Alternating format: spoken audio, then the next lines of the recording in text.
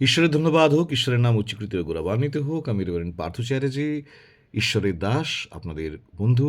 আবার একবার ঈশ্বরের সুন্দর মধুর জীবনদায়ী বাক্য নিয়ে আপনাদের সম্মুখে এসেছি, যাতে সেই বাক্য বলে আমি তৃপ্ত হই এবং শুনে আপনারা তৃপ্ত হন, এবং আমরা উভয়েই এই জীবন পথে আরেকটু সেই সংকীর্ণ পথ ধরে আমাদের পরিত্রাণের দিকে আরেকটু এগিয়ে যাই, ঈশ্বরকে আরেকটু কাছ থেকে চিনতে শিখি।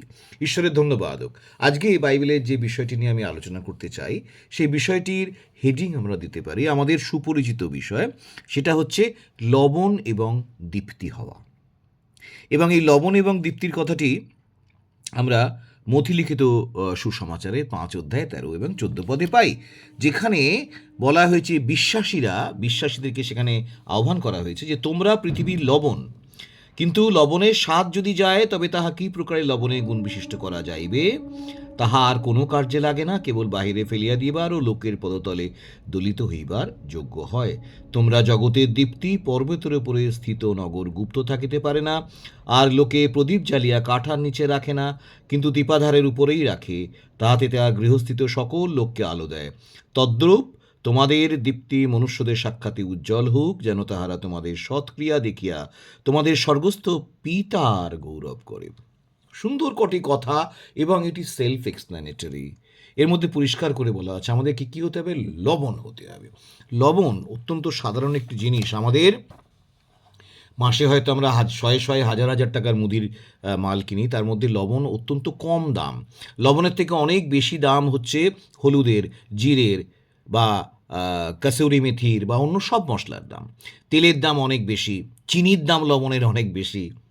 কিন্তু কোনো দিন দেখবেন যে একটা তরকারিতে, সেটা বিরিয়ানি হোক আর সাধারণ মাছ, মাংস, ডিমের তরকারি বা ভেজিটেবল তরকারি যাই হোক না কেন, আপনি যদি যে 1 চামচ চিনি যদি দিয়ে দেন তরকারিতে, সেটা দিতে ভুলে গেলে তবু মুখে তুলতে পারা যাবে, কিন্তু সামান্য যে এইটুকু লবণ দিতে হয় সেটা দিতে ভুলে গেলে সে তরকারি আর মুখে তোলা যাবে না, যত দামি ইনগ্রেডিয়েন্টস দিয়ে আপনি রাঁধুন না কেন। ঠিক তেমনি এই লবণ হবার মতো কোয়ালিটিস একটা মানুষের জীবনে থাকলে তবে ঈশ্বর তাকে আস্বাদন করতে পারেন, ঈশ্বর খুশি হন তার উপরে। আর যদি সেই লবণটুকু না থাকে, ঈশ্বর তাকে চাখতে পারেন না, আস্বাদন করতে পারেন না। আমাদেরকে বলা হয়েছে না, আস্বাদন করিয়া দেখো সদাপ্রভু মঙ্গলময়।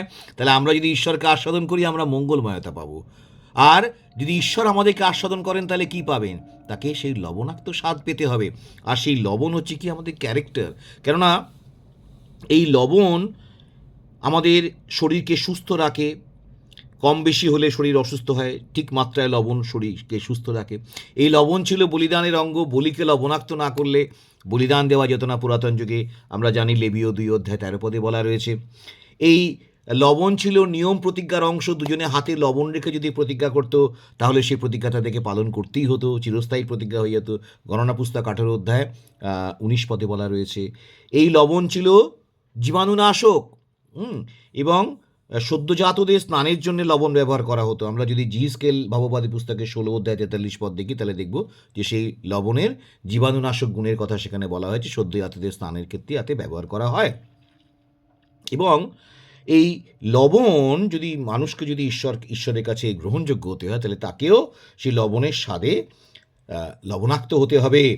এবং আমাদের যে বাক্য কলসীয় 4 অধ্যায় 6 পদে বলেছে, সেটা লবণে আস্বাদযুক্ত হতে হবে, অর্থাৎ সুন্দর হতে হবে, স্বাদযুক্ত হতে হবে। আর দীপ্তি, আমরা তো জানি যে দীপ্তি হলো স্বয়ং ঈশ্বর, কেননা ঈশ্বর জ্যোতি এবং তাহার মধ্যে অন্ধকারের লেশ মাত্র নাই, বলেছে 1 যোহন 1 অধ্যায় 5 পদে। এবং গীত সংহিতা 34 অধ্যায় 9 পদে কি বলা হয়েছে, প্রভুর দীপ্তিতে আমরা দীপ্তি দেখতে পাই। মনুষ্যের জীবনে যেটুকু দীপ্তি আমরা দেখতে পাই, সেটা প্রভুর দীপ্তিতে আমরা দীপ্তি দেখতে পাই। আর যোহন 8 অধ্যায় 12 পদে বলা হয়েছে, আমি জগতের জ্যোতি, প্রভু যিশু বলেছেন, আমি জগতের জ্যোতি, যে আমার পশ্চাতে আইসে সে কোনো মতে অন্ধকারে চলিবে না, কিন্তু জীবনের দীপ্তি পাইবে। তাই জ্যোতিকে অনুসরণ করতে হবে, খ্রিস্টের জ্যোতিকে অনুসরণ করতে হবে। খ্রিস্টের যে লবণাক্ত জীবন, তার লবণাক্ত রক্ত, রুধির তার সারা শরীর বেয়ে গড়িয়ে পড়েছিল, তার সমস্ত শরীরটা লবণাক্ত হয়ে গেছিল, রক্তে মাখামাখি হয়ে। খ্রিস্ট সম্পূর্ণরূপে লবণাক্ত বলিতে পরিণত হয়েছিলেন, যাতে ঈশ্বরের গ্রহণযোগ্য হন। কোনোদিন খেয়াল করে দেখেছেন যে তার মাথা থেকে পা অবধি রক্তে ঢেকে গেছিল, আর রক্তের স্বাদ হয় লবণাক্ত। তাই খ্রিস্টের বলিস্বরূপ সেই মেষশাবক নিষ্কলঙ্ক মেষশাবক খ্রিস্ট তার সমস্ত শরীরটাই লবণাক্ত হয়ে গেছিল, তিনি জীবন্ত বলিরূপে ঈশ্বরের কাছে নিবেদিত হয়েছিলেন, তাই জন্যে তার রক্তে আমরা মুক্তি পেয়েছি।